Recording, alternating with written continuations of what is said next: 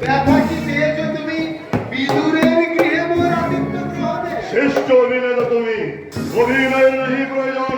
বড় কষ্ট করি জীবন হেতু হস্তিনায় আগমন করো। জগতের মঙ্গলের করে শান্তি ভিক্ষা মাগিবারে রাজেন্দ্র সকাশে ইন্দ্রপ্রস্থ সহ সমস্ত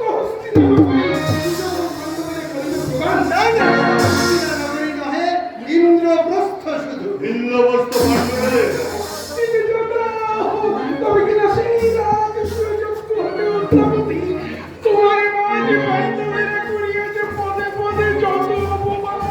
ভুলিনি, ভুলিনি মাতন, আমি কিছুই ভুলিনি।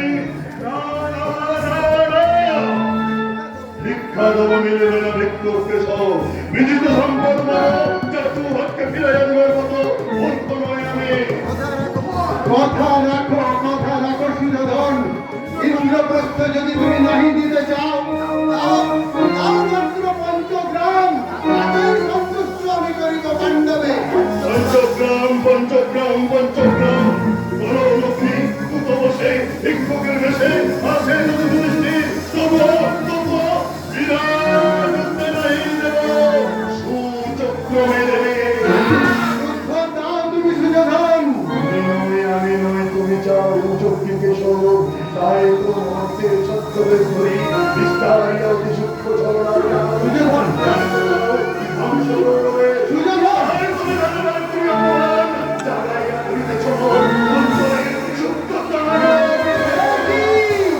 আমি তোমার করিয়াছি অপমান। গৌরবেশ্বর আমি পার্থিব জবে গিয়াছি উদারতায় তোমার কাছে রক্ষার করোনায় কি তুমি আমার এই গৌরবে বঞ্চিত করে মৃত্যু অপমান করোনায় পাণ্ডবের প্রতি একটি অপমান কি বা হলো? না ভুল বুঝিও না রাজা। তুমি যদি সিংহাসন ত্যাগী পদতলে বসিতে আমার প্রথমেই হেরিতাম তোমার সে কি নয় তোমার চক্রান্ত প্রধান পক্ষপাত ইচ্ছা যদি না থাকিত হে মাধব তবে একটি মাত্র সিংহাসন কেন রেখেছিলে শিহরিত সুযোধন